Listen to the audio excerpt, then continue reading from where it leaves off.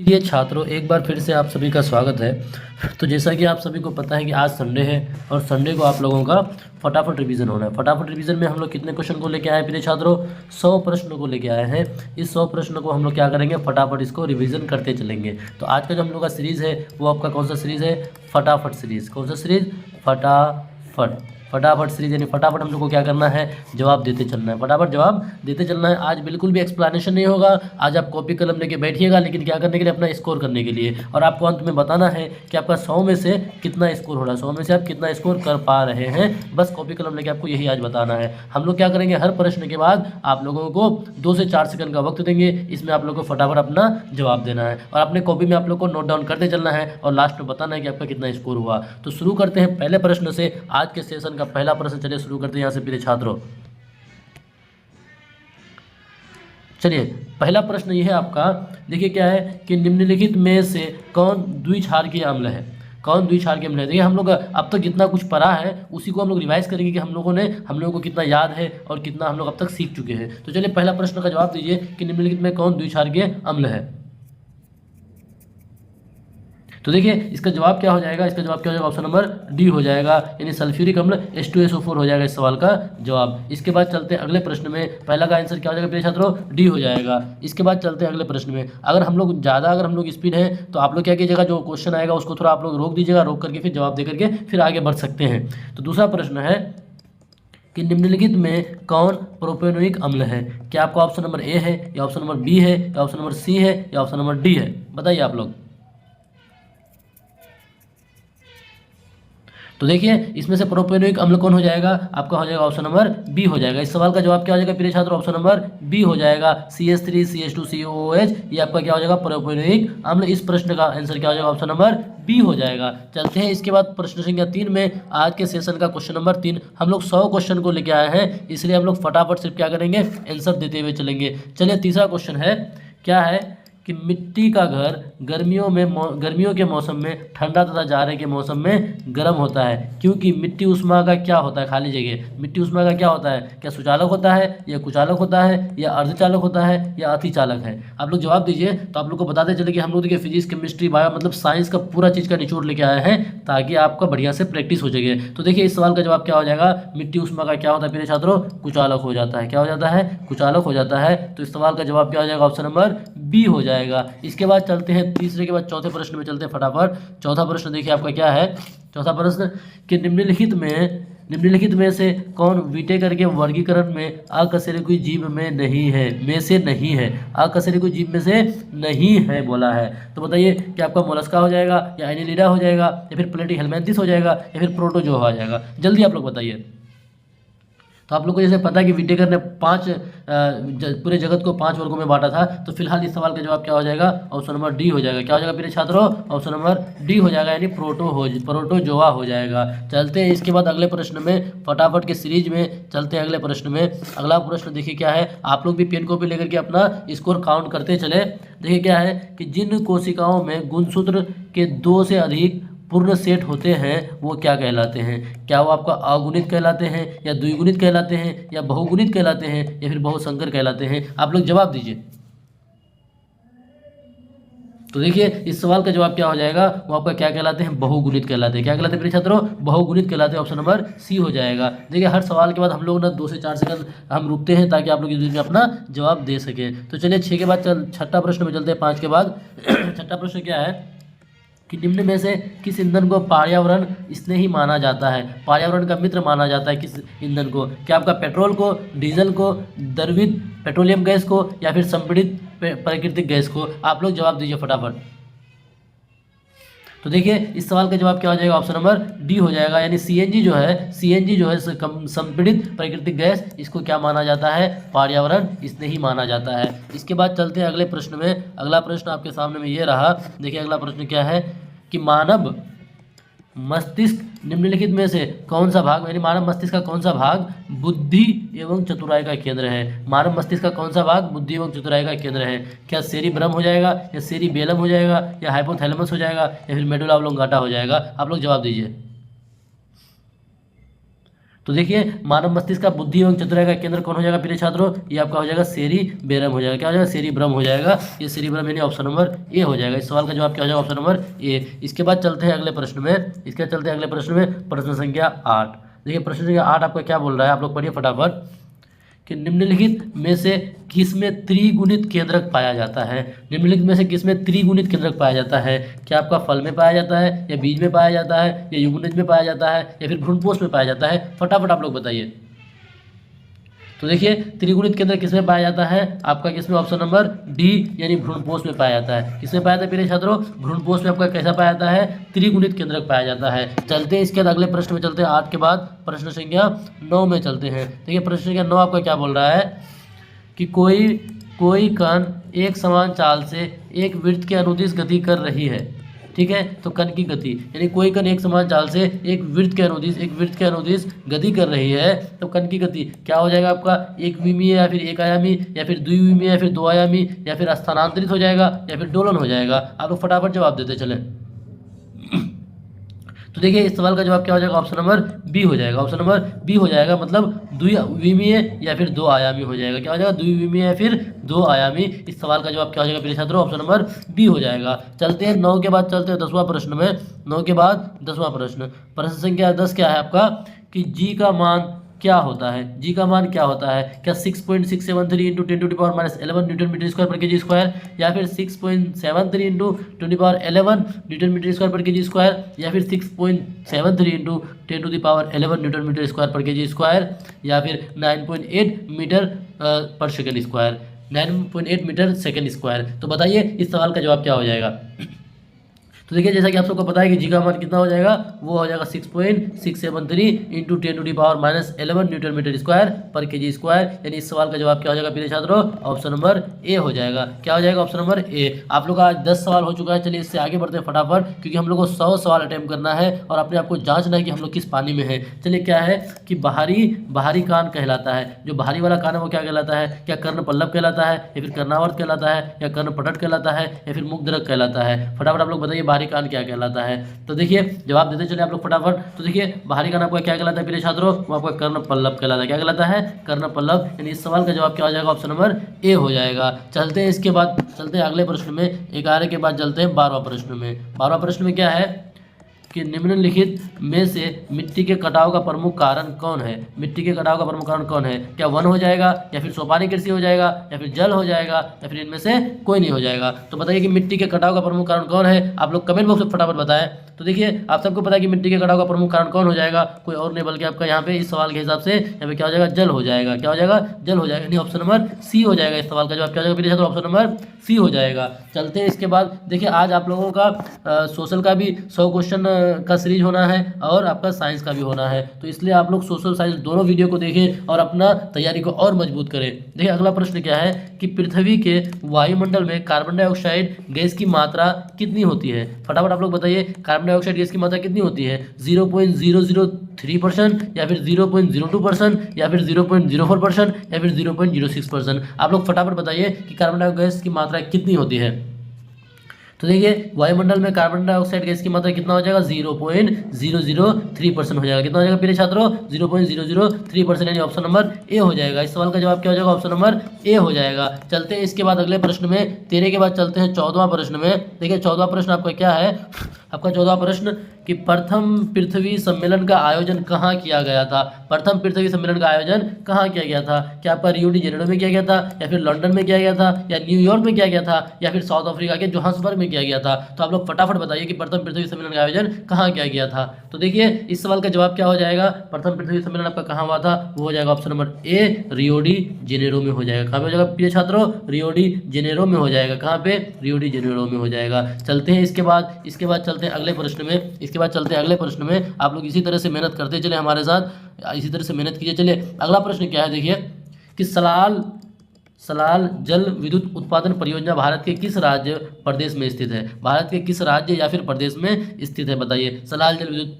उत्पादन परियोजना। तो क्या आपका हिमाचल प्रदेश में है या पंजाब में है या बिहार में है या फिर कश्मीर में है? तो आप लोग इस सवाल का जवाब दीजिए फटाफट। तो देखिए ये आपका सलाल जल विद्युत उत्पादन परियोजना जो है वो भारत के किस में हो जाएगा? आपका कश्मीर में हो जाएगा। कहाँ हो जाएगा प्रिय छात्रों? कश्मीर में ये स्थित है। आपका कहाँ पे है? कश्मीर में है। इस सवाल का जवाब क्या हो जाएगा? ऑप्शन नंबर डी हो जाएगा। अगर आप लोग को लग रहा है कि हम लोग थोड़ा ज़्यादा स्पीड में है तो आप लोग क्या कीजिएगा, जो भी क्वेश्चन आपके सामने में आएगा उसको आप थोड़ा रोक दीजिएगा, रोक करके उसका जवाब दीजिएगा, फिर आप आगे बढ़िएगा प्रिय छात्रों। तो देखिए अगला प्रश्न क्या है आपका, प्रतिरोध का सूत्र क्या होता है? प्रतिरोध का सूत्र क्या होता है?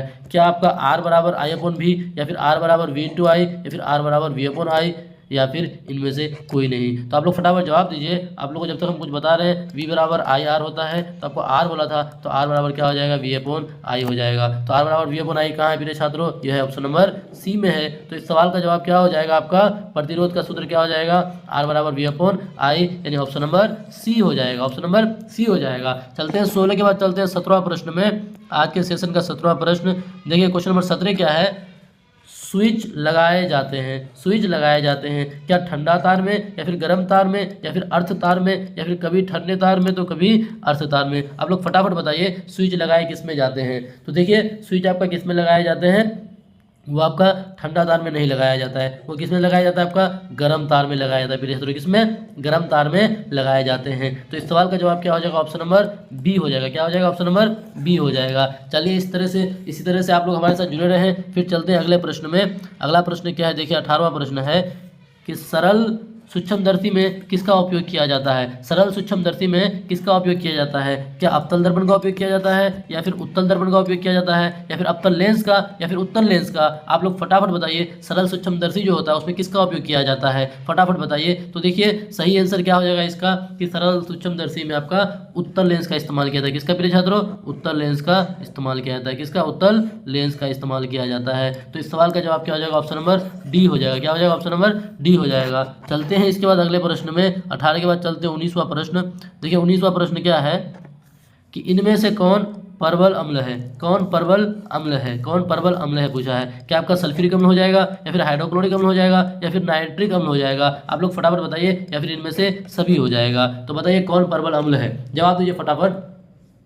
तो देखिए इनमें आपका परवल अम्ल कौन हो जाएगा? आपका सल्फ्यूरिक अम्ल भी होगा, आपका हाइड्रोक्लोरिक अम्ल भी होगा, आपका नाइट्रिक अम्ल भी होगा। इसका मतलब है कि इनमें से सभी हो जाएगा। क्या हो जाएगा प्रिय छात्रों? इनमें से सभी। आज हम लोग को एक्सप्लेनेशन नहीं करना है, आज हम लोग डिटेल में इतना नहीं जानेंगे, फटाफट हम लोग रिवीजन करते चलेंगे। तो देखिए 19 सवाल तक हो गया है, 19 सवाल तक हो गया। इस सवाल का जवाब क्या हो जाएगा? Option number D. चलते हैं 19 के बाद चलते हैं 20वां प्रश्न में चलते हैं। 20वां प्रश्न आपका क्या बोल रहा है देखिएगा कि एलपीजी में कौन सा हाइड्रोकार्बन मौजूद रहता है? एलपीजी में कौन सा हाइड्रोकार्बन मौजूद रहता है? क्या आपका प्रोपेन रहता है या फिर एन-ब्यूटेन रहता है या आइसोब्यूटेन रहता है या फिर ये सभी? आप लोग फटाफट बताइए एलपीजी में कौन सा हाइड्रोकार्बन मौजूद रहता है? तो देखिए एलपीजी में आपका ना प्रोपेन भी होगा, एन-ब्यूटेन भी होगा, आइसोब्यूटेन भी होगा। इसका मतलब है कि ये सभी हो जाएगा। एलपीजी जिसको लिक्विफाइड पेट्रोलियम गैस कहा जाता है, जो आपका किचन में इस्तेमाल किया जाता है। तो क्या हो जाएगा मेरे छात्रों? इस सवाल का जवाब ऑप्शन नंबर डी। देखिए 20 सवाल तक हो गया। अब आप लोग बताइए 20 सवाल में आपका कितना अब तक सही हुआ है। चलते हैं इसी तरह से आगे चलते हैं। 20 के बाद 21वां प्रश्न में चलते हैं। हम लोग 100 प्रश्न लेके आए हैं। ये 100 प्रश्न आप अटेम्प्ट करते चले और आप देखिए अपने आप को कि आप किस लेवल में है। देखिए 21वां प्रश्न क्या है कि द्रव का गैस में बदलना कहलाता है। द्रव का गैस में बदलना कहलाता है क्या वाष्पीकरण कहलाता है या ऊर्ध्वपातन कहलाता है या फिर विवरण कहलाता है या फिर इनमें से कोई नहीं? फटाफट बताइए कि द्रव का गैस में बदलना क्या कहलाता है, फटाफट बताइए। तो देखिए द्रव का गैस में बदलना आपका वाष्पीकरण भी नहीं कहलाता है और विवरण भी नहीं कहलाता है। आप लोग जानते हैं कि द्रव अगर गैस में बदलता है तो उसको क्या बोलते हैं? सॉलिड लिक्विड गैस, लिक्विड मतलब द्रव। द्रव का गैस में बदलना, द्रव अगर गैस में बदल रहा है तो आपका वाष्पीकरण ही होगा। क्या हो जाएगा प्रिय छात्रों? वाष्पीकरण हो जाएगा। क्या हो जाएगा? वाष्पीकरण हो जाएगा। हमको लगा था कि ठोस का गैस में बदलना, मिस हो गया। तो इस सवाल का जवाब क्या हो जाएगा? ऑप्शन नंबर ए हो जाएगा। क्या हो जाएगा? यानी द्रव अगर आपका गैस में बदल रहा है तो आपका वाष्पीकरण हो जाएगा। वो क्या हो जाएगा प्रिय छात्रों? वाष्पीकरण हो जाएगा। इस सवाल का जवाब क्या हो जाएगा? ऑप्शन नंबर ए हो जाएगा। चलते हैं 21 के बाद चलते हैं 22वां प्रश्न में। 22वां प्रश्न आपका क्या है कि निम्नलिखित में से कौन कवक के उदाहरण है? कौन कवक के उदाहरण है? क्या आपका टॉडस्टूल हो जाएगा या फिर पुकिनिया हो जाएगा या फिर ईस्ट हो जाएगा या फिर ये सभी हो जाएगा? फटाफट आप लोग बताइए कौन कवक का उदाहरण है। तो देखिए कवक का उदाहरण में आपका ना टोडस्टूल भी हो जाएगा, आपका पुकिनिया भी हो जाएगा और ईस्ट भी हो जाएगा। तो इस सवाल का जवाब क्या हो जाएगा प्रिय छात्र, ऑप्शन नंबर डी हो जाएगा, यानी ये सभी हो जाएगा। क्या हो जाएगा, ये सभी हो जाएगा, क्या आपका कवक का उदाहरण हो जाएगा। इस प्रश्न का आंसर क्या हो जाएगा, डी हो जाएगा। इसके बाद चलते हैं फटाफट 22 के बाद चलते हैं 23वां प्रश्न में। देखिए 23वां प्रश्न आपका क्या है, आपका कि स्यूडो स्ट्रेटिफाइड जो है एपिथेलियम वो पाया जाता है, कहाँ पाया जाता है, क्या वो आपका ईसोफेगस में पाया जाता है, या फिर मूत्रपथ में पाया जाता है, या फिर श्वास नली और ब्रोंकी में पाया जाता है, या फिर किडनी में पाया जाता है। फटाफट बताइए स्यूडो स्ट्रेटिफाइड एपिथेलियम कहाँ पाया जाता है। तो देखिए ये जो एपिथेलियम है ये आपको कहाँ पाया जाता है मेरे छात्रों, ये आपको ऑप्शन नंबर सी यानी श्वास नली और ब्रोंकाई में पाया जाता है। तो इस सवाल का जवाब क्या हो जाएगा आपका, इस सवाल का जवाब क्या हो जाएगा, 23 का सी हो जाएगा। क्या हो जाएगा, 23 का आपका सी हो जाएगा। आप लोग इसी तरह से मिलाते चले, इसी तरह से फटाफट अपना स्कोर काउंट करते चले। चलिए अगला प्रश्न क्या है आपका कि जल प्रदूषण का सामान्य संकेतक जीव है, यानी जल प्रदूषण का सामान्य संकेतक जीव कौन सा है। क्या आपका एंट अमीबा हिस्टोलिटिका है, या फिर लेम्मा पौधे हैं, या फिर ई जल कुंभी है, या फिर एस्चेरिया कोलाई यानी जिसको ई कोलाई बोला जाता है। क्या बोला जाता है, ई कोलाई बोला जाता है। फटाफट बताइए कि जल प्रदूषण का सामान्य संकेतक जीव कौन है। तो देखिए जल प्रदूषण का सामान्य संकेतक जीव आपका कौन हो जाएगा, आपका यही हो जाएगा एस्चेरिकिया यानी एस्चेरिसिया कोलाई यानी ई कोलाई हो जाएगा। इस सवाल का जवाब क्या हो जाएगा प्रिय छात्रों, ऑप्शन नंबर डी हो जाएगा। क्या हो जाएगा, ऑप्शन नंबर डी हो जाएगा। चलते हैं इसके बाद 24 के बाद चलते हैं 25वां प्रश्न में चलते हैं।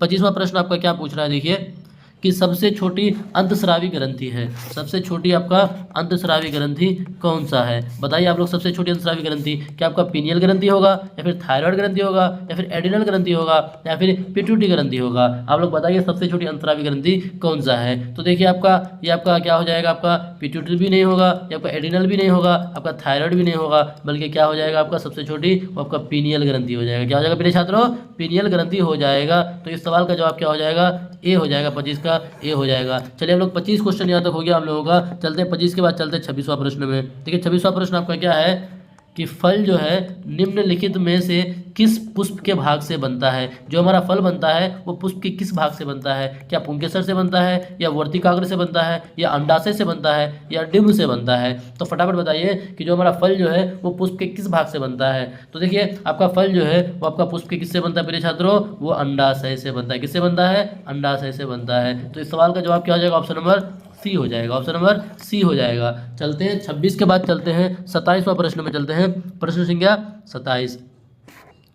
देखिए 27 क्या आपका कि चाल समय ग्राफ के ढाल से प्राप्त किया जाता है। चाल समय ग्राफ का जो ढाल होता है इसमें आप क्या प्राप्त कर सकते हैं। क्या आप क्या तय की गई दूरी प्राप्त कर सकते हैं, या वेग प्राप्त कर सकते हैं, या विस्थापन प्राप्त कर सकते हैं, या त्वरण प्राप्त कर सकते हैं। तो फटाफट आप लोग जवाब दीजिए कि इससे आपका क्या प्राप्त होता है। बताइए आप लोग प्रिय छात्रों, बताइए फटाफट। तो देखिए इससे आपका क्या प्राप्त हो जाएगा, इससे आपका त्वरण प्राप्त हो जाएगा। इससे क्या प्राप्त होगा, त्वरण। और त्वरण को क्या बोलते हैं, एक्सेलरेशन बोलते हैं। क्या बोलते हैं, इंग्लिश में एक्सेलरेशन बोलते हैं, यानी त्वरण प्राप्त होगा। तो इस सवाल का जवाब क्या हो जाएगा प्रिय छात्रों, ऑप्शन नंबर डी हो जाएगा। क्या हो जाएगा, डी हो जाएगा। चलते हैं इसके बाद 27 के बाद चलते हैं 28वां प्रश्न में। 28वां प्रश्न आपका क्या बोल रहा है कि जब कोई वस्तु मुक्त रूप से पृथ्वी पर गिरती है, ठीक बात है, तब उसकी कुल ऊर्जा क्या होगी। जब कोई वस्तु मुक्त रूप से पृथ्वी पर गिरती है तब उसकी कुल ऊर्जा क्या होगी। क्या वो आपका उसकी कुल ऊर्जा क्या अपरिवर्तित रहेगी, या फिर पहले बढ़ती फिर घटती है, या फिर घटती है या बढ़ती है। फटाफट बताइए। तो उसकी कुल ऊर्जा क्या हो जाएगी मेरे छात्रों, वो आपका क्या हो जाएगा, उसकी कुल ऊर्जा आपका ऑप्शन नंबर ए यानी अपरिवर्तित रहता है, उसमें कोई बदलाव नहीं आता है, उसमें कोई भी बदलाव नहीं आएगा, मतलब वो अपरिवर्तित रहेगा। इस सवाल का जवाब क्या हो जाएगा, ऑप्शन नंबर ए हो जाएगा। चलते हैं 28 के बाद चलते हैं 29वां प्रश्न में चलते हैं। प्रश्न संख्या 29 में। प्रश्न संख्या 29 क्या बोल रहा है कि नियत ताप तथा एक निश्चित गहराई में इनमें से किस द्रव में दाब का मान सबसे अधिक होगा। यानी नियत ताप तथा एक निश्चित गहराई में इनमें से किस द्रव में दाब का मान सबसे अधिक होगा। क्या आपका स्वच्छ जल का हो जाएगा, या फिर अल्कोहल का हो जाएगा, या फिर पेट्रोल का हो जाएगा, या फिर समुद्र का पानी का होगा। फटाफट आप लोग जवाब दीजिए, फटाफट जवाब दीजिए। तो देखिए किस किस द्रव में किसका मतलब यानी किस द्रव में दाब का मान सबसे अधिक होगा, तो आपका हो जाएगा किसका, समुद्र का पानी का। जो समुद्र का पानी है इसका क्या हो जाएगा, दाब का मान सबसे अधिक हो जाएगा। क्या हो जाएगा मेरे छात्रों, इसका दाब का मान सबसे अधिक हो जाएगा। तो इस सवाल का जवाब क्या हो जाएगा, ऑप्शन नंबर डी हो जाएगा। चलते हैं 29 के बाद चलते हैं 30वां प्रश्न में। 30वां प्रश्न देखिए क्या बोल रहा है आपका कि भूकंप के दौरान मुख्य प्रघाती तरंगों से पहले किस प्रकार की ध्वनि उत्पन्न होती है। जो भूकंप के दौरान जो मुख्य प्रघाती तरंग जो है उससे पहले किस प्रकार की ध्वनि उत्पन्न होती है। क्या आपका वो निम्न आवृत्ति की अवश्रव्य ध्वनि, या फिर प्राश्रव्य ध्वनि, या फिर शून्य योग्य ध्वनि, या फिर इनमें से कोई नहीं। तो आप लोग फटाफट बताइए, फटाफट बताइए। तो देखिए इस सवाल का जवाब क्या हो जाएगा, वो हो जाएगा कि आपका निम्न आवृत्ति की अवश्रव्य ध्वनि हो जाएगा। क्या हो जाएगा, निम्न आवृत्ति की अवश्रव्य ध्वनि। आपको पता है कि कितना हर्ट्ज होता है इसका, ये आपका 10 हर्ट्ज का होता है। कितना, 10 हर्ट्ज का। तो 10 हर्ट्ज का तो आप जानते ही हैं, क्या हो जाएगा, निम्न आवृत्ति की अवश्रव्य ध्वनि हो जाएगा। इस सवाल का जवाब क्या हो जाएगा प्रिय छात्रों, ऑप्शन नंबर ए हो जाएगा। चलते हैं 30 सवाल हो गया आपका। चलिए 30 के बाद चलते हैं 31वां सवाल में। 31वां सवाल 31 क्या आपका बोल रहा है कि दक्षिण भारत के तटवर्ती क्षेत्र में जाड़े के दिनों में होने वाली वर्षा का मुख्य कारण क्या है। कि दक्षिण भारत का जो तटवर्ती क्षेत्र है उसमें जाड़े के दिनों में होने वाली वर्षा का मुख्य कारण क्या है। क्या आपका वो हो जाएगा दक्षिण पश्चिम मानसून हो जाएगा, या फिर पश्चिमी विक्षोभ हो जाएगा, या फिर लौटती मानसून हो जाएगा, या फिर इनमें से कोई नहीं होगा। फटाफट आप लोग जवाब दीजिए, फटाफट आप लोग जवाब दीजिए। ये जो हमारा दक्षिण पश्चिमी वाला ये वाला जो भाग है दक्षिण भारत के तटवर्ती क्षेत्र, ये जो तटवर्ती क्षेत्र है, हाँ, ये जाड़े के दिनों में होने वाली वर्षा का मुख्य कारण क्या हो जाएगा, वो आपका हो जाएगा लौटती मानसून हो जाएगा। क्या हो जाएगा प्रिय छात्रों, लौटती मानसून हो जाएगा। यानी इस सवाल का जवाब option number C, option number C हो जाएगा। चलते हैं इसके बाद 31 के बाद चलते हैं 32वां सवाल में। 32वां सवाल में देखिए आप लोग को हम लोग कभी नहीं बोलेंगे कि सब्सक्राइब करें, लाइक करें। देखिए आप लोग को अगर सच में अगर अच्छा लगता है ना कि हम लोग सही पढ़ाते हैं, अगर दिल से लगता है कि नहीं हम लोग कुछ बढ़िया पढ़ा पाते हैं, तो आप लोग लगे तो लाइक करें, नहीं तो कोई बात नहीं, कभी हम लोग नहीं बोलेंगे आप लोगों को। तो देखिए 32वां प्रश्न क्या है कि वायु प्रदूषण से मानव का कौन सा अंग सर्वाधिक प्रदूषित होता है। वायु प्रदूषण से मानव का कौन सा अंग सर्वाधिक प्रदूषित होता है। क्या मस्तिष्क होता है, या फिर किडनी होता है, या फेफड़ा होता है, या फिर इनमें से कोई नहीं। फटाफट आप लोग जवाब दीजिए प्रिय छात्रों। 32 नंबर सवाल का क्या जवाब होगा, फटाफट आप लोग बताएं। तो देखिए वायु प्रदूषण से मानव का कौन सा अंग सर्वाधिक प्रदूषित होगा, तो आपका कोई और नहीं बल्कि क्या हो जाएगा, फेफड़ा हो जाएगा। क्या हो जाएगा, फेफड़ा हो जाएगा। फेफड़ा ज़्यादा प्रदूषित होगा, फेफड़ा ज़्यादा प्रदूषित होगा। तो इस सवाल का जवाब क्या हो जाएगा, ऑप्शन नंबर सी हो जाएगा। चलते 32 के बाद चलते हैं 33वां प्रश्न में 33। देखिए 33 क्या आपका, क्योटो सम्मेलन का मुख्य मुद्दा क्या था।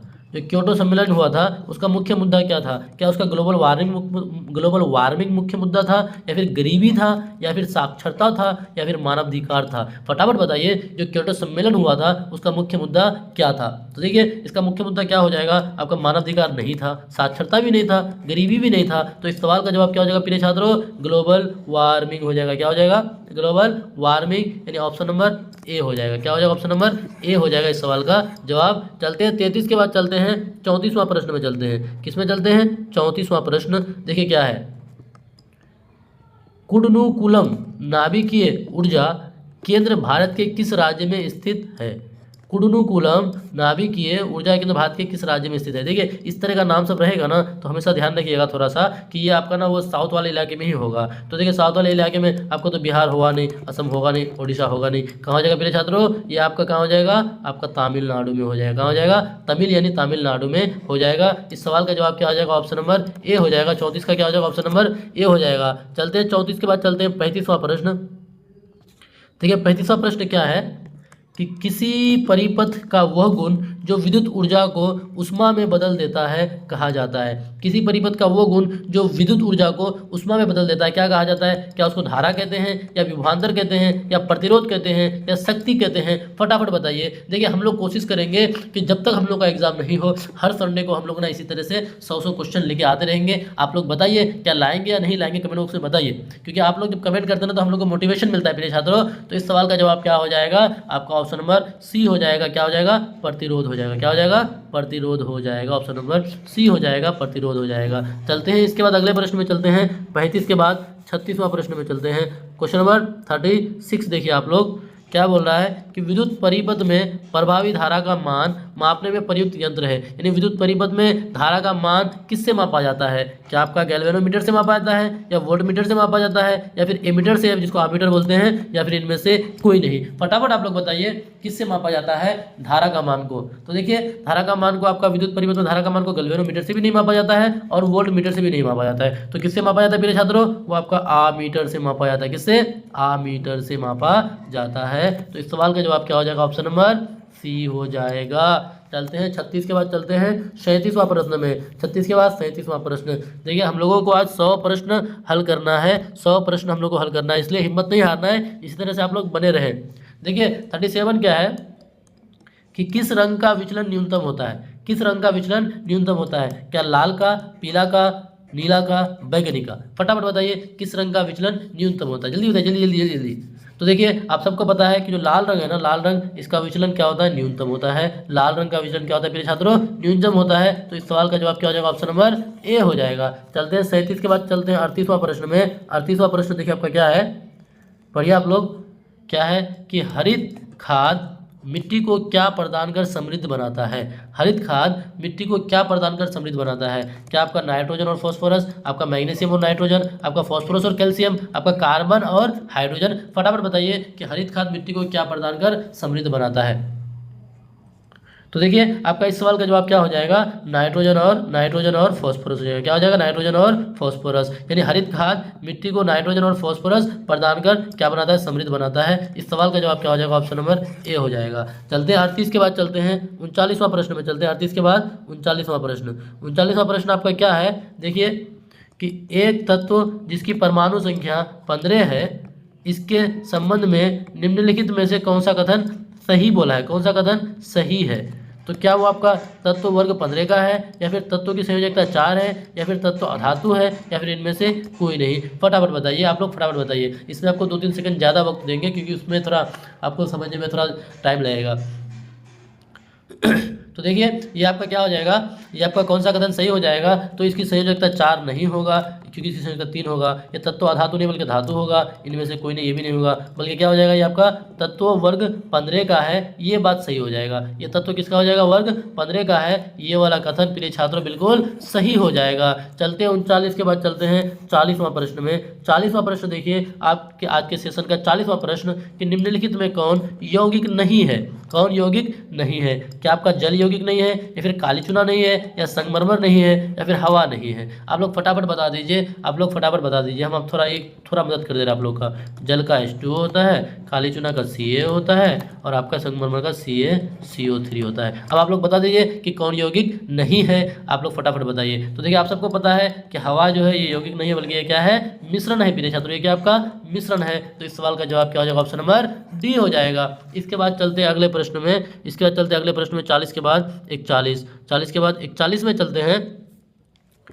क्या बोला है कि निम्नलिखित में से किसे जीवित जीवाश्मों के अंतर्गत वर्गीकृत किया गया है, यानी किसे जीवित जीवाश्मों के अंतर्गत वर्गीकृत किया गया है? क्या आपका पाइनस हो जाएगा, साइकस हो जाएगा, या फिर सेलाजिलेला हो जाएगा, या फिर सेल्ड्रस हो जाएगा? फटाफट बताइए, 41 नंबर सवाल के जवाब दीजिए आप लोग फटाफट। तो देखिए जीवित जीवाश्मों के अंतर्गत वर्गीकृत किसे किया गया है, आपका साइकस को किया गया। किसको, साइकस को। और साइकस क्या, ऑप्शन नंबर बी हो जाएगा। इस सवाल का जवाब क्या हो जाएगा, ऑप्शन नंबर बी हो जाएगा मेरे छात्रों, ऑप्शन नंबर बी हो जाएगा। चलते हैं 41 के बाद चलते हैं 42वां प्रश्न में। 41 के बाद 42वां प्रश्न। 42वां प्रश्न आपका क्या है कि गोल्जी उपकरण की कमी है, गोल्जी उपकरण की कमी है। क्या आपका जिगर की कोशिका में, या फिर उच्च पौधों में, या फिर नीलहरी शैवाल में, या फिर ईस्ट में? फटाफट बताइए आपका गोल्जी उपकरण की कमी किस में है? तो देखिए आपको पता है कि गोल्जी उपकरण की कमी आपका किसमें, नीलहरी शैवाल में। किसमें होता है, नीलहरी शैवाल में गोल्जी उपकरण की कमी होता है। किसमें होता है प्रिय छात्रों, नीलहरी शैवाल में गोल्जी उपकरण की कमी होता है। तो इस सवाल का जवाब क्या हो जाएगा, ऑप्शन नंबर सी हो जाएगा। चलते हैं इसके बाद अगले प्रश्न में चलते हैं। इसके बाद अगला प्रश्न आपका क्या, 43 है। प्रश्न संख्या 43 क्या बोल रहा है कि इनमें से कौन पारिस्थितिक तंत्र का घटक है, कौन पारिस्थितिक तंत्र का घटक है? क्या आपका अजैविक कारक हो जाएगा, या जैविक कारक हो जाएगा, या मनुष्य हो जाएगा, या उपरोक्त सभी हो जाएगा? तो बताइए कौन पारिस्थितिक तंत्र का घटक है? तो देखिए आप सबको पता है कि इस सवाल का जवाब क्या हो जाएगा, ऑप्शन नंबर डी हो जाएगा। यानी ये सभी क्या होता है, पारिस्थितिक तंत्र का घटक होता है। चलते हैं इसके बाद अगले प्रश्न में। 43 के बाद 44 में चलते हैं।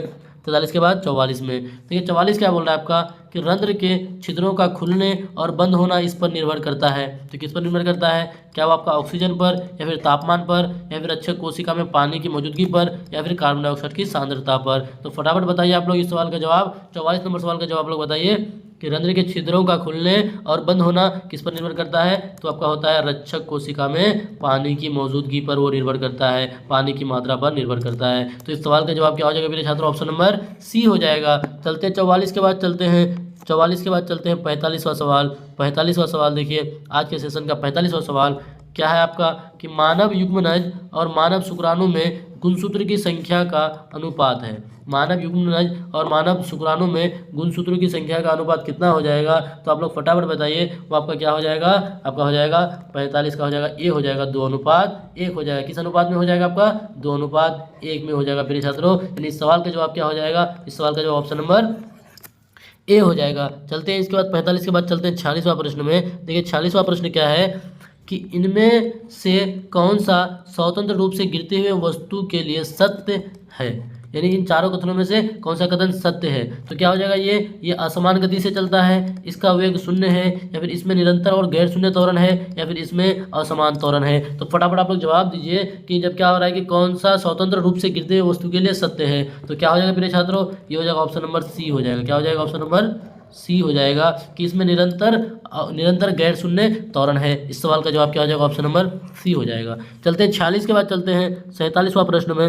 46 के बाद 47 क्वेश्चन नंबर 47 क्या है कि हाइड्रोजन गैस से भरे गुब्बारे को हवा में छोड़ने पर गुब्बारा क्या होगा। जब हाइड्रोजन गैस से भरे गुब्बारे को आप हवा में छोड़िएगा तो गुब्बारा क्या होगा, क्या वो आपका कुछ दूरी तक ऊपर उठेगा और हवा में तैरेगा, या फिर कुछ खास ऊंचाई तक उठकर विस्फोट करेगा, या फिर कुछ खास ऊंचाई तक उठकर पुनः नीचे धरती की ओर पहुंचता है, या फिर अंतरिक्ष में चला जाएगा। आप लोग फटाफट बताइए। तो देखिए वो गुब्बारा क्या होगा आपका, कुछ दूरी पर उठेगा और हवा में वो तैरने लगेगा। इस सवाल का जवाब क्या हो जाएगा प्रिय छात्रों, ऑप्शन नंबर ए हो जाएगा, वो आपका हवा में तैरने लगेगा।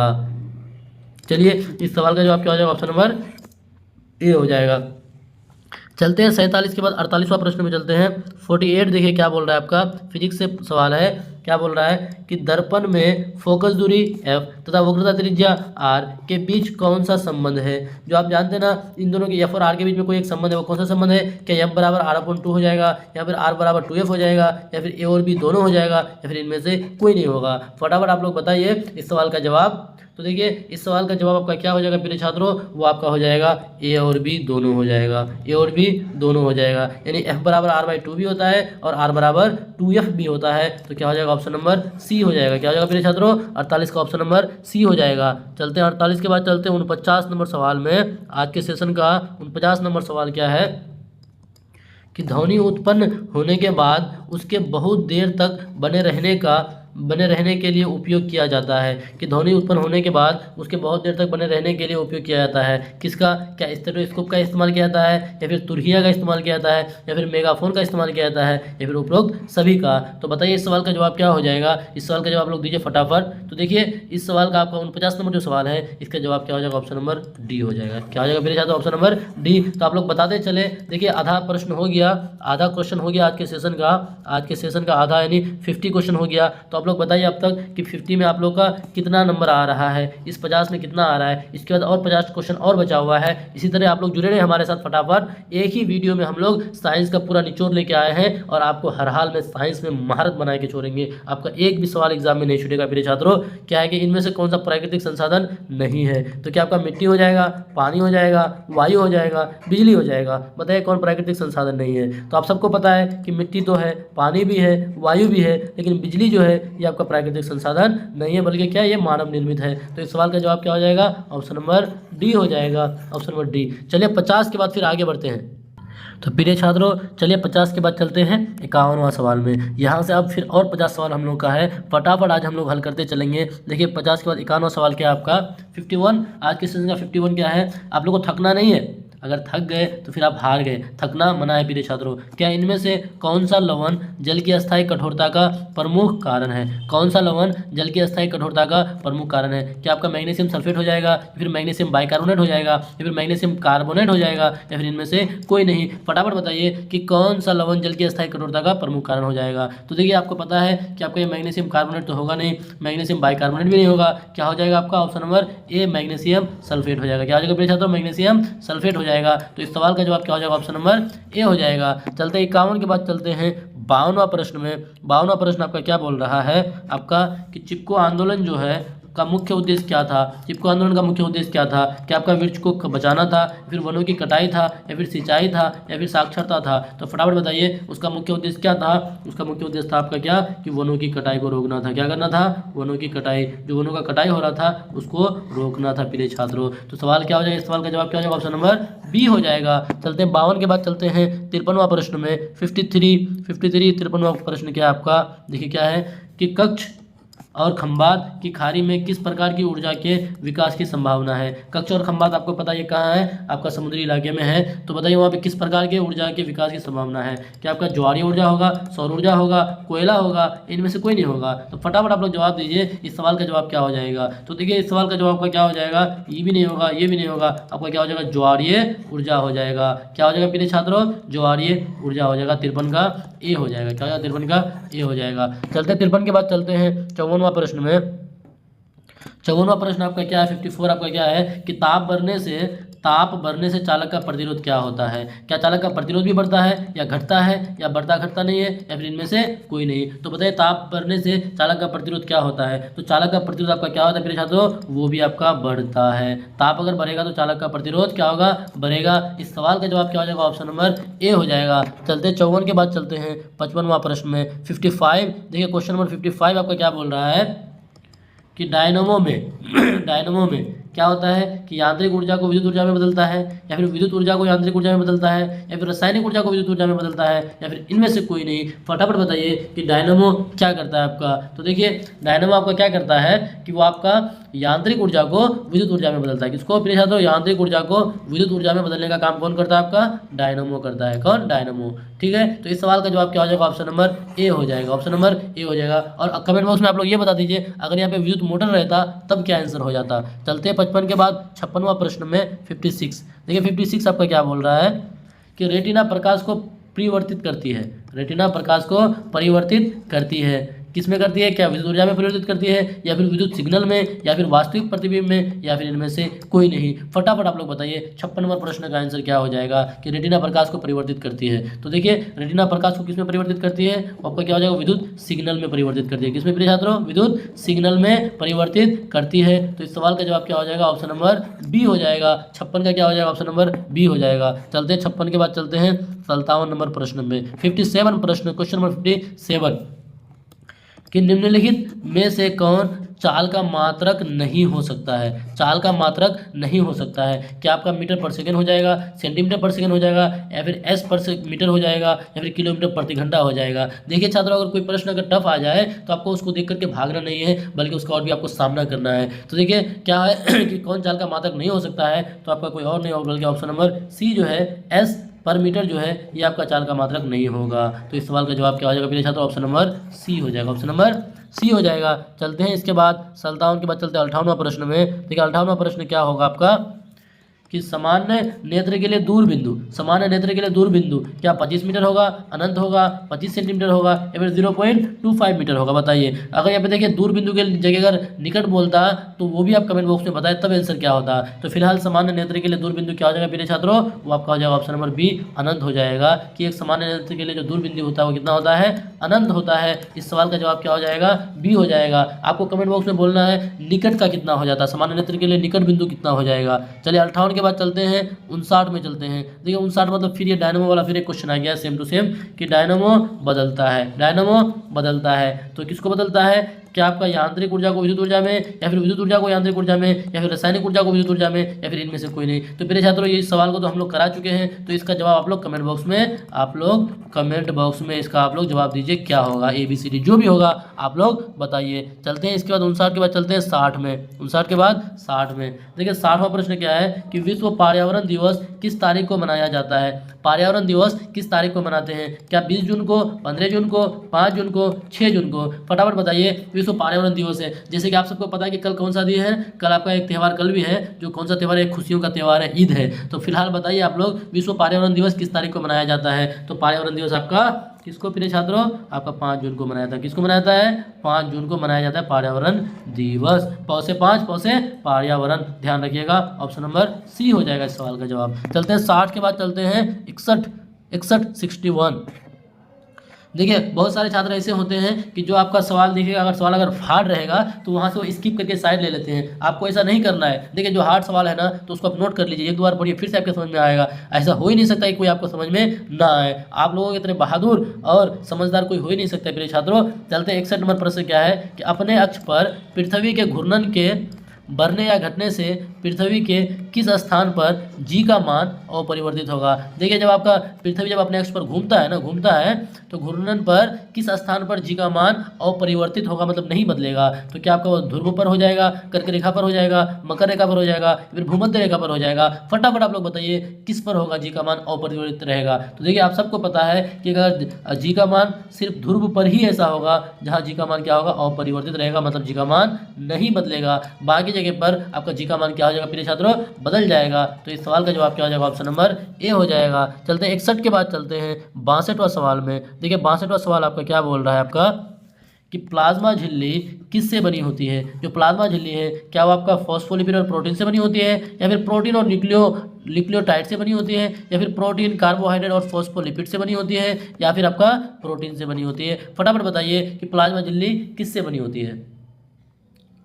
तो देखिए प्रिय छात्रों आपका प्लाज्मा झिल्ली जो है वो आपका किससे बनी होती है, प्रोटीन से, कार्बोहाइड्रेट से और फॉस्फोलिपिड से बनी होती है। इस सवाल का जवाब क्या हो जाएगा, ऑप्शन नंबर सी हो जाएगा। क्या हो जाएगा 62 का ऑप्शन नंबर सी हो जाएगा। 62 के बाद चलते हैं 63 नंबर। देखिए 63 नंबर सवाल आपका देखिए भूगोल का है, लेकिन साइंस में भी पूछा गया है। क्या है कि बिहार के मैदानी भाग में कौन सी मिट्टी मुख्यतः पाई जाती है। बिहार का जो मैदानी भाग है उसमें मुख्यतः कौन सी मिट्टी पाई जाती है। क्या लाल मिट्टी, जलोढ़ मिट्टी, काली मिट्टी, या इनमें से कोई नहीं। फटाफट बताइए। तो देखिए बिहार के मैदानी भाग में कौन सी मिट्टी मुख्यतः पाई जाती है प्रिय छात्रों, वो आपका कौन है, जलोढ़ मिट्टी है। क्या है, जलोढ़ मिट्टी है। कौन सा मिट्टी प्रिय छात्रों, जलोढ़ मिट्टी। और आपको कमेंट बॉक्स में ये भी बताना है कि जलोढ़ मिट्टी कितने प्रकार का होता है, जलोढ़ मिट्टी कितने प्रकार का होता है और उसका नाम क्या क्या है। चलते हैं इसके बाद 63 के बाद चलते हैं 64वां प्रश्न में। देखिए 64वां प्रश्न क्या है। देखिए हालांकि इस तरह का क्वेश्चन अभी आप लोग को हम लोगों ने एक बार भी नहीं कराया है, तो थोड़ा इसमें हल्का सा कुछ बात बताएंगे।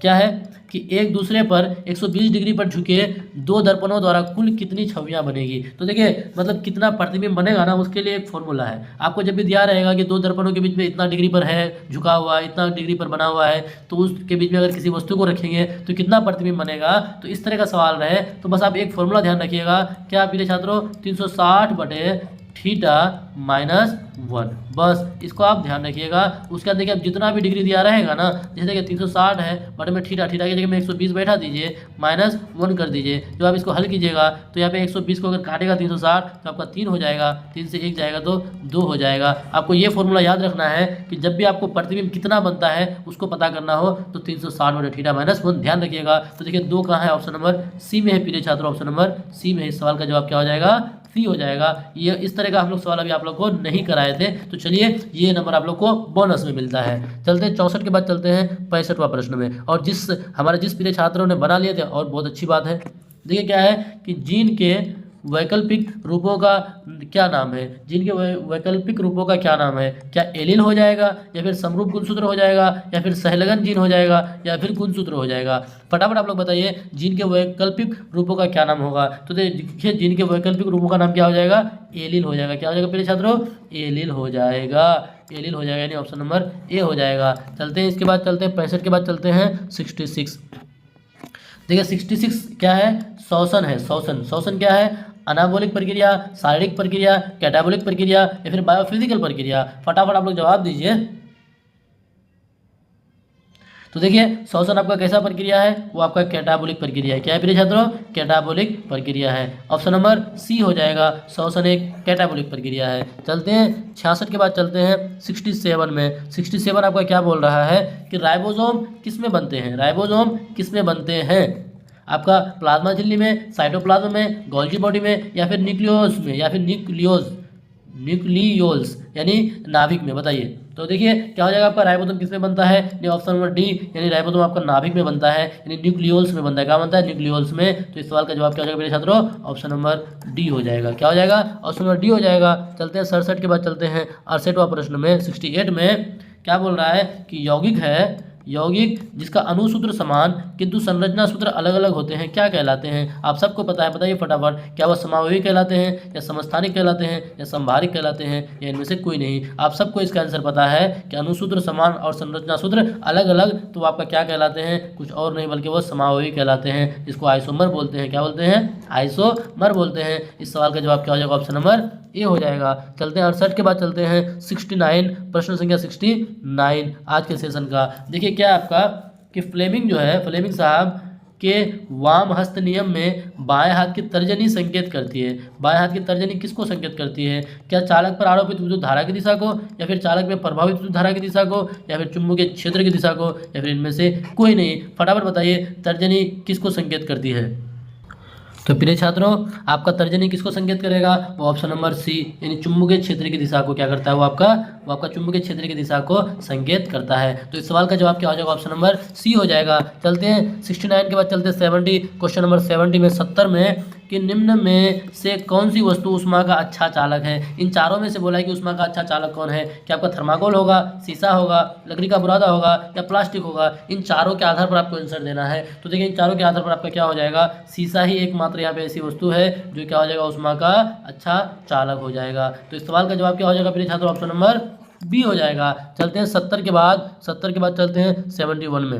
71 देखिए क्या आपका कि गेहूं जैसे यानी खाद्यान्न जो है आपका भोजन जो है, जैसे गेहूं, चावल, मक्का, बाजरा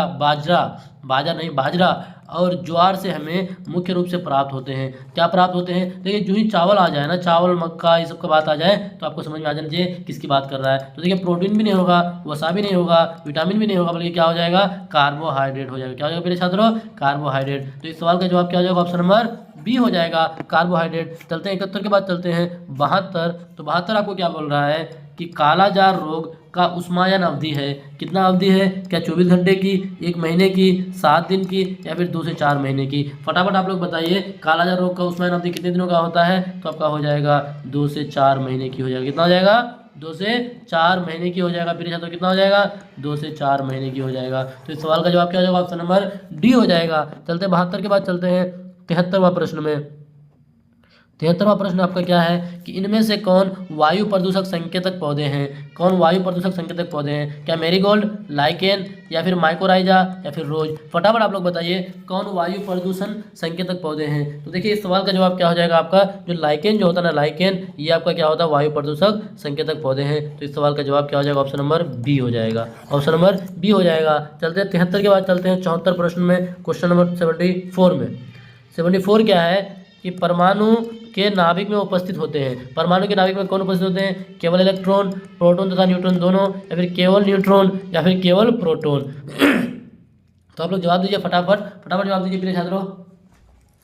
तो देखिए आप सबको पता है कि नाभिक में कौन रहता है? आपका नाभिक में प्रोटॉन और न्यूट्रॉन दोनों रहता है। प्रोटॉन और न्यूट्रॉन दोनों रहता है। तो इस सवाल का जवाब क्या हो जाएगा? ऑप्शन नंबर बी हो जाएगा। चलते हैं 74 के बाद चलते हैं 75 में चलते हैं 75। देखिए 75 आपका क्या बोल रहा है कि पीएच स्केल की खोज किसने की थी? पीएच स्केल की खोज किसने की थी? क्या लेविस ने की थी, या फिर आर्हेनस ने, या फिर ब्रोस्टेन लॉरी ने की थी, या फिर सोरेनसन ने की थी? फटाफट आप लोग बताइए पीएच स्केल की खोज किसने की थी? तो देखिए आप सबको भी पता है कि पीएच स्केल की खोज किसने? आपका कोई और नहीं बल्कि सोरेनसन साहब ने की थी। किसने की थी? सोरेनसन साहब ने की थी पीएच स्केल की खोज। तो इस सवाल का जवाब क्या हो जाएगा? ऑप्शन नंबर डी हो जाएगा। चलते हैं 75 के बाद 76वां प्रश्न में 76 में। 76 आपका क्या बोलता है कि आधुनिक आवर्त सारणी किसने बनाया? जो आधुनिक आवर्त सारणी है उसको किसने बनाया? क्या मोस्ले चाचा ने, या फिर न्यूलैंड साहब ने, या फिर मेंडलीफ साहब ने, या फिर डॉबरनर ने? तो बताइए आप लोग आधुनिक आवर्त सारणी को किसने बनाया? तो देखिए आधुनिक आवर्त सारणी आपका कोई और नहीं बल्कि आपका जो चाचा जान है वो कौन है? आपका मोस्ले चाचा। कौन है? मोस्ले चाचा ने आधुनिक आवर्त सारणी को बनाया था। प्रिय छात्रों इस सवाल का जवाब क्या हो जाएगा? ऑप्शन नंबर ए हो जाएगा। चलते हैं 76 के बाद चलते हैं 77। कितना है? 77। क्या है आपका कि किसी अंतरिक्ष यात्री को आकाश कैसा प्रतीत होता है? आकाश उसको कैसा दिखता है? क्या काला दिखता है, नीला दिखता है, लाल दिखता है? इनमें से कोई नहीं। बताइएगा। देखिए अभी आपका सुनीता विलियम घर लौटी है वापस, तो उनको पूछ के आना पड़ेगा कैसा दिखता है। तो देखिए पूछने की जरूरत नहीं है क्योंकि आप सबको पता है कि अंतरिक्ष यात्री को आकाश कैसा दिखता है प्रिय छात्रों? कैसा दिखता है? बल्कि काला। क्या होता है? काला, ब्लैक। Option number A. इस सवाल का जवाब क्या हो जाएगा? Option number A. चलते हैं 77 के बाद चलते हैं 78 में। 78 आपको क्या बोल रहा है कि विद्युत का अच्छा चालक है। विद्युत का अच्छा चालक कौन होगा? क्या कार्बन होगा, चांदी होगा, लकड़ी होगा, प्लास्टिक होगा? देखिए ये सब सवाल आप लोग को फटाफट बन जाना चाहिए कि विद्युत का अच्छा चालक कौन हो जाएगा। तो इस सवाल का जवाब क्या हो जाएगा? ऑप्शन नंबर बी हो जाएगा। ऑप्शन नंबर बी मतलब कौन हो जाएगा? आपका चांदी हो जाएगा। चांदी हो जाएगा विद्युत का अच्छा चालक। चलिए 78 के बाद चलते हैं 79 में। देखिए 79 आपका क्या बोल रहा है कि अम्लराज क्या है? अम्लराज आपका क्या है? क्या आपका वो तनु HNO3 और HCl का मिश्रण है, या फिर सांद्र H2SO4 और H2O का मिश्रण है, या फिर सांद्र HNO3 और HCl का मिश्रण है, या फिर तनु H2SO4 और H2O का मिश्रण है? तो देखिए आप सबको पता है कि जो अम्लराज है वो HNO3 और HCl का मिश्रण होता है, जिसमें HNO3 का कितना 1 होता है और HCl 3 अनुपात में होता है। तो देखिए वो दोनों हमेशा किसमें? सांद्र में होता है। मेरे छात्रों जब भी तनु दिखे तो काट दीजिएगा। तो इसका आंसर क्या हो जाएगा? सी हो जाएगा। ऑप्शन नंबर सी हो जाएगा। चलते हैं 79 के बाद 80 प्रश्न में। देखिए 80 प्रश्न आपका क्या बोल रहा है कि प्रथम पृथ्वी सम्मेलन का आयोजन कब किया गया? प्रथम पृथ्वी सम्मेलन का आयोजन कब किया गया? क्या 1999 में, या फिर 1992 में, या फिर 1996 में, या फिर 1994 में? बताइए प्रथम पृथ्वी सम्मेलन का आयोजन कब किया गया? तो देखिए आपका कब किया गया था? 1992 में। कब किया गया था? 1992 में। 1992 में किया गया था प्रिय छात्रों। किसमें? 1992 में। तो 80 का क्या हो जाएगा? 20। चलिए यहाँ से अब मात्र हम लोग के पास 20 सवाल बचे हैं। फटाफट हम लोग इसी तरह से हल करते चलेंगे और 20 सवाल बचे हैं। लीजिए क्या है 81 सवाल क्या है कि स्रोत उत्पत्ति के आधार पर संसाधनों को कितने भागों में बांटा गया है? संसाधनों को कितने भागों में? क्या 3 भाग में, 1 भाग में, 2 भाग में, 4 भाग में? फटाफट आप लोग बताइए स्रोत उत्पत्ति के आधार पर संसाधनों को कितने भागों में बांटा गया है? तो देखिए संसाधनों को ना आप सबको पता है कि उत्पत्ति के आधार पर संसाधनों को 2 भागों में बांटा गया है। कितने भागों में? 2 भागों में। तो इस सवाल का जवाब क्या हो जाएगा? ऑप्शन नंबर सी हो जाएगा। चलते हैं 81 के बाद चलते हैं 82 नंबर 82 में चलते हैं। देखिए 82 में एक ऑप्शन उस पार भाग गया मेरे छात्रों। क्या है कि निम्नलिखित में कौन गर्भ निरोधक है? यानी जो क्या बोलते हैं फर्टिलाइज होने से रोकता है। कौन रोकता है? निषेचन होने से रोकता है। क्या कॉपर टी, कॉन्डोम, डायपोम, या फिर ऑप्शन नंबर डी में क्या हो जाएगा? इनमें से सभी, यानी all of them. All of them, इनमें से सभी। तो बताइए देखिए ये सभी जो होता है ना ये गर्भ निरोधक है, यानी सबको क्या करता है? निषेचन होने से रोकता है। तो इस सवाल का जवाब क्या हो जाएगा? ऑप्शन नंबर डी हो जाएगा। क्या हो जाएगा मेरे छात्र? ऑप्शन नंबर डी हो जाएगा। चलते हैं 82 के बाद चलते हैं 83 नंबर सवाल। देखिए इस पर लिखा होता है इनमें से सभी।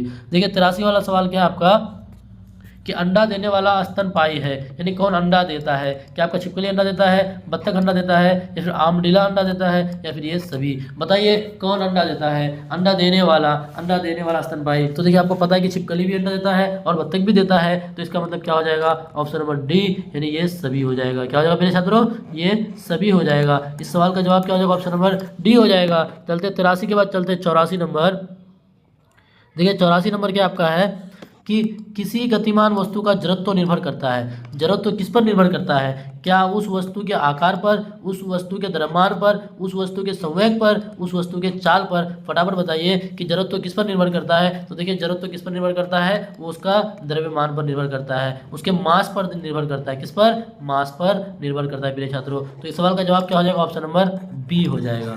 Option number B. चलते हैं 84 के बाद चलते हैं 85, क्वेश्चन नंबर 85। क्वेश्चन नंबर 85 आपका क्या है? देखिए बोल रहा है कि निम्न में से कौन जैव अभिधरित है? कौन जैव अभिधरित है? क्या आपका मल हो जाएगा, या फिर पशुधन अपशिष्ट हो जाएगा, या डीडीटी हो जाएगा, या फिर मार्केट अपशिष्ट हो जाएगा? तो देखिए जैव अभिधरित कौन हो जाएगा? इस सवाल का जवाब क्या हो जाएगा? ऑप्शन नंबर सी हो जाएगा। क्या हो जाएगा? ऑप्शन नंबर सी, यानी डीडीटी जो होता है वो क्या हो जाएगा? जैव अभिधरित हो जाएगा। 85 का आंसर क्या हो जाएगा मेरे छात्रों? सी हो जाएगा। चलते हैं इसके बाद 85 के बाद चलते हैं 86 में। 86 में देखिए क्या बोल रहा है कि निम्नलिखित में से सबसे कम ऊर्जा वाले कण होते हैं। सबसे कम ऊर्जा वाले कण किस में होते हैं? क्या गैस में होते हैं, द्रव्य में होते हैं, प्लाज्मा में होते हैं, या फिर ठोस में होते हैं? फटाफट आप लोग बताइए सबसे कम ऊर्जा वाले कण किस में होते हैं? तो देखिए सबसे कम ऊर्जा वाले कण ना आपका किसी और में नहीं बल्कि ठोस में होता है। इस बात को आप ध्यान रखिएगा। ठोस में क्या होता है? सबसे कम ऊर्जा वाले कण होते हैं। तो इस सवाल का जवाब क्या हो जाएगा? ऑप्शन नंबर डी हो जाएगा। चलते 86 के बाद चलते हैं 87, 87। देखिए 87 क्या बोल रहा है कि आप आधुनिक आवर्त सारणी में इलेक्ट्रॉनिक विन्यास कितना 2 और 8 है वाले तत्वों को कहाँ ढूंढेंगे? क्या उसको आप समूह 10 में ढूंढेंगे, समूह 18 में, समूह 2 में, समूह 8 में, कहाँ ढूंढेंगे? तो देखिए 2 और 8 है, इसका मतलब 10 होगा। परमाणु संख्या 10, 10 किसका हो जाता है? Hydrogen, helium, lithium, beryllium, boron, carbon, nitrogen, oxygen, fluorine, neon, neon का होता है। और नियोन आपका निष्क्रिय गैस है, और निष्क्रिय गैस को कहाँ रखा जाता है? समूह 18 में रखा गया है। निष्क्रिय गैस को कहाँ रखा गया? समूह 18 में। तो आपको अगर ढूंढना पड़ेगा तो कहाँ ढूंढिएगा आप? समूह 18 में ढूंढिएगा। चलते हैं प्रिय छात्रों 87 के बाद चलते हैं 88। 88वां प्रश्न में क्या बोल रहा है कि चालक का प्रतिरोध निर्भर नहीं करता है, नहीं करता है, किस पर नहीं करता है? कि किसी कंडक्टर का क्रॉस सेक्शन क्षेत्र पर, उसके बाद किसी चालक का तापमान पर, या फिर आर्द्रता संवाहक पर, या फिर लंबाई पर। तो देखिए किस पर निर्भर नहीं करता है, तो नहीं बोला था, तो हो जाएगा किस पर? आपका आर्द्रता संवाहक पर। इस पर निर्भर नहीं करता है, इसके अलावा बाकी सभी चीज़ों पर निर्भर करता है। वो आपका क्या? सेक्शन क्षेत्र पर भी सब पे निर्भर करता है। इस सवाल का जवाब क्या हो जाएगा? Option number C. चलिए 88 के बाद चलते हैं, 88 के बाद चलते हैं 89 में। 89 क्या आपको बोल रहा है कि पोलियो उत्पन्न करने वाला विषाणु है। पोलियो उत्पन्न करने वाला विषाणु कैसा होगा? क्या एकल स्ट्रेन वाला आरएनए वायरस, डबल स्ट्रेन वाला डीएनए वायरस, या फिर एकल स्ट्रेन वाला डीएनए वायरस, या फिर एक बैक्टीरियोफेज होगा? बताइए। तो देखिए पोलियो उत्पन्न करने वाला विषाणु कैसा होता है? वो आपका होता है एकल स्ट्रेन वाला आरएनए वायरस होता है। क्या होता है? एकल स्ट्रेन वाला आरएनए वायरस होता है प्रिय छात्रों। तो इस सवाल का जवाब क्या हो जाएगा? ऑप्शन नंबर ए हो जाएगा। चलते हैं इसके बाद क्वेश्चन नंबर 90। क्वेश्चन नंबर 90 मतलब 90 क्या है कि परमाणु के बाह्यतम कक्ष में उपस्थित इलेक्ट्रॉन की संख्या होती है। जो परमाणु के बाह्यतम कक्ष में जो उपस्थित इलेक्ट्रॉन होता है उसकी संख्या क्या होती है? क्या वो आपका कोर इलेक्ट्रॉन होता है, या संयोजी इलेक्ट्रॉन होता है, या युग्म इलेक्ट्रॉन होता है, या फिर संयोजकता होता है? फटाफट बताइए। तो आपको पता है कि जो बाह्यतम कक्ष में उपस्थित इलेक्ट्रॉन होगा उसको क्या बोलेंगे? उसको बोलेंगे संयोजी इलेक्ट्रॉन। क्या बोलते हैं? संयोजी इलेक्ट्रॉन। क्या बोलते हैं प्रिय छात्रों? संयोजी इलेक्ट्रॉन। तो इस सवाल का जवाब क्या हो जाएगा? ऑप्शन नंबर बी हो जाएगा। चलते हैं 90 के बाद 91 में। तो देखिए 91 क्या बोल रहा है कि प्रोटॉन की खोज किसने की? प्रोटॉन की खोज किसने की? क्या आपका गोल्डस्टीन ने की, चैडविक ने की, थॉमसन ने की, रदरफोर्ड ने की? फटाफट बताइए कि प्रोटॉन की खोज किसने की। तो देखिए प्रोटॉन की खोज किसने की? तो आप याद रखिएगा, एक ट्रिक बताएं आप लोग को, लेकिन बता दे रहे हैं। ईंट पर नाच, ईंट पर नाच, ये आप ट्रिक याद रखिएगा, आपको पता चल जाएगा कि किसने किसका खोज किया। तो देखिए प्रोटॉन की खोज किसने की? तो आपका रदरफोर्ड ने किया था। किसने किया था? रदरफोर्ड ने। देखिए यहाँ से प से प्रोटॉन, र से रदरफोर्ड, 9 से आपका क्या हो जाएगा? न्यूट्रॉन, 4 से हो जाएगा चैडविक, ई से हो जाएगा इलेक्ट्रॉन, टो से हो जाएगा थॉमसन हो जाएगा। इस तरह आप याद रख सकते हैं। तो इस सवाल का जवाब क्या हो जाएगा? ऑप्शन नंबर डी हो जाएगा। चलते 91 के बाद चलते 92 में, 92 में क्या है कि शुद्ध जल का पीएच मान कितना होगा? क्या 0 होगा, 1 होगा, 7 होगा, या फिर 14 होगा? शुद्ध जल बोले या फिर वर्षा वाला जल बोले तो उसका पीएच मान कितना होता है प्रिय छात्रों? वो आपका 7 हो जाता है। क्या होता है? 7 हो जाता है। इस सवाल का जवाब क्या हो जाएगा? ऑप्शन नंबर सी हो जाएगा। चलते हैं इसके बाद 92 के बाद 93 नंबर क्वेश्चन में, 93 में। देखिए 93 में आपका क्या है कि घरों में खाना पकाने के लिए उपयोग की जाने वाली एलपीजी निम्न में से किसका मिश्रण है? जो घरों में आप खाना पकाते हैं तो उसमें जो एलपीजी जो है वो किसका मिश्रण है? क्या आपका वो मेथेन और प्रोपेन का, प्रोपेन और ब्यूटेन का, या फिर आपका क्या हो जाएगा हेक्सेन और प्रोपेन का, या फिर मेथेन और ब्यूटेन का? आप लोग जवाब दीजिए फटाफट। तो ये आपका हो जाएगा क्या प्रिय छात्रों? ये हो जाएगा आपका प्रोपेन और ब्यूटेन का हो जाएगा। किसका हो जाएगा? एलपीजी किसका मिश्रण होगा? प्रोपेन और ब्यूटेन का। तो इस सवाल का जवाब हो जाएगा ऑप्शन नंबर बी हो जाएगा। चलते 93 के बाद चलते 94 में। देखिए 94 आपका क्या बोल रहा है कि धोने का सोडा का रासायनिक सूत्र क्या है? क्या आपका Na2SO4.10H2O, या फिर NaCO3, या फिर Na2CO3.10H2O, या फिर CaOH का होल 2? बताइए फटाफट धोने का सोडा का सूत्र बताइए। तो देखिए आप लोग को तो बता दें कि धोने का सोडा का सूत्र क्या है? Na2CO3.10H2O। लेकिन आप लोग को ये बताना है कमेंट बॉक्स में कि सर अगर आपको पूछ देता कि खाने का सोडा या फिर बेकिंग सोडा का, तब क्या आंसर हो जाता? चलिए इसके बाद चलते हैं 94 के बाद 95 में। 95 में क्या आपका देखिए 95 में क्या है कि न्यूनतम संभव ताप है। न्यूनतम संभव ताप क्या है आपका? क्या -273 डिग्री सेल्सियस, या फिर 0 डिग्री सेल्सियस, या फिर -300 डिग्री सेल्सियस, या फिर 1 डिग्री सेल्सियस? तो देखिए न्यूनतम संभव ताप जो होता है वो आपका हो जाता है कितना? -273 डिग्री सेल्सियस। कितना होता है प्रिय छात्रों? -273 डिग्री सेल्सियस। तो इस सवाल का जवाब क्या हो जाएगा? ऑप्शन नंबर ए हो जाएगा। चलते हैं 95 के बाद चलते हैं 96 में। बस हम लोग अपने मंजिल की ओर हैं। क्या है कि विद्युत चुंबक बनाने के लिए प्राय किस पदार्थ के क्षण का उपयोग होता है। विद्युत चुंबक बनाने के लिए प्राय किस पदार्थ के क्षण का इस्तेमाल करते हैं। क्या आप पीतल का करते हैं या नरम लोहा का या इस्पात का या इनमें से कोई नहीं। फटाफट बताइए आप किसका इस्तेमाल करते हैं। तो देखिए किसका इस्तेमाल किया जाता है, आपको विद्युत चुंबक बनाने के लिए नरम लोहे का इस्तेमाल किया जाता है। किसका, नरम लोहे का। तो इस सवाल का जवाब क्या हो जाएगा, ऑप्शन नंबर बी हो जाएगा। चलते 96 के बाद चलते हैं 97। किधर किधर किधर, यहाँ पे 97 आपका यहाँ पे है। क्या बोल रहा है कि दूर दृष्टि दोष वाली आंखें साफ साफ देख सकती है। क्या देख सकती है, क्या दूर की वस्तुओं को या फिर बड़ी वस्तुओं को या फिर निकट की वस्तुओं को या इनमें से कोई नहीं। फटाफट बताइए किसी को दूर दृष्टि दोष है तो वो किसको देख पाएगा। तो देखिए जिसको दूर दृष्टि दोष है तो वो आसानी से दूर की वस्तु को देख पाएगा। लेकिन आप लोग कमेंट बॉक्स में ये बताइए कि सर अगर दूर की जगह में निकट की वस्तु रह जाता, सॉरी निकट दृष्टि दोष हो जाता, तब उसको कौन सा वस्तु साफ साफ दिखाई पड़ता। तो इस सवाल का जवाब क्या हो जाएगा, ऑप्शन नंबर ए हो जाएगा। चलते हैं 97 के बाद चलते हैं 98 में। 98 क्या बोल रहा है, देखिए 98 क्या बोल रहा है कि विटामिन ए की कमी से कौन सा रोग होता है। क्या बेरी होता है, स्कर्वी होता है, रतौंधी होता है या गंजापन होता है। फटाफट बताइए विटामिन ए की कमी से कौन सा रोग होता है। तो आप सबको पता है कि विटामिन ए की कमी से क्या होता है, रतौंधी होता है, नाइट ब्लाइंडनेस होता है। क्या होता है, नाइट ब्लाइंडनेस, रतौंधी। चलिए प्रिय छात्रों 98 के बाद चलते हैं 99 में। उसके बाद हम लोग मारेंगे सेंचुरी। 99 में आप लोग का बहुत बहुत शुक्रिया कि आप लोग यहाँ तक जुड़े रहे हमारे साथ। तो देखिए निम्नलिखित में कौन सी धातु को गहने बनाने में प्रयोग किया जाता है। किस धातु को गहने बनाने में प्रयोग किए हैं। क्या सोना को, चांदी को, प्लेटिनियम को या फिर उपयुक्त सभी। तो देखिए इस सवाल का बहुत आसान सा जवाब हो जाएगा कि सर जो उपयुक्त सभी है उसका क्या हो जाएगा, सोना का भी इस्तेमाल होता है, चांदी का भी होता है और प्लेटिनियम का भी होता है। चलते 99 के बाद 100, आज के सेशन का अंतिम सवाल। तो कैसा लगा आप लोग को यहाँ तक आने में। तो देखिए अंतिम सवाल क्या है कि विद्युत फ्यूज विद्युत धारा के किस सिद्धांत पर कार्य करता है। विद्युत फ्यूज जो है वो विद्युत धारा के किस सिद्धांत पर कार्य करता है। क्या ऊष्मीय सिद्धांत, चुंबकीय सिद्धांत या रासायनिक सिद्धांत या इनमें से कोई नहीं। बताइए फटाफट आप लोग किस सिद्धांत पर काम करता है। तो देखिए आप लोग जवाब दीजिए। इस बीच में आप लोग को कुछ बता रहे हैं मेरे छात्रों। तो बताइए आज हम लोगों ने 100 क्वेश्चन लेके आया। ये 100 क्वेश्चन आप लोग को कैसा लगा और इसमें से आप लोग को कितना नंबर आया, 100 में से कितना आया। देखिए इसी तरह से हमारे साथ जुड़े रहे आप लोग को हम लोग कोशिश करेंगे जो आपका साइंस में जितना भी एग्जाम में क्वेश्चन पूछा जाता है उसमें से आप लोग को हम लोग ना अगर 100% का दावा तो नहीं कर सकते, हो सकता है कि 1-2 क्वेश्चन छूट जाए, लेकिन हम लोग आप लोग को हर हाल में सरकारी कॉलेज में एक सीट दिला के छोड़ेंगे। आप लोग के साथ हमेशा जुड़े रहेंगे। बस आप लोग हमारे साथ जुड़े रहें और मेहनत करते चले। तो बताइए कितना नंबर आप लोग का आया और इस सवाल का जवाब आप लोग कमेंट बॉक्स में बताएं। तो इस सवाल का जवाब क्या हो जाएगा, ऑप्शन नंबर ए हो जाएगा। फिर मिलते हैं प्रिय छात्रों अगले वीडियो में। जब तक के लिए बाय बाय, टेक केयर।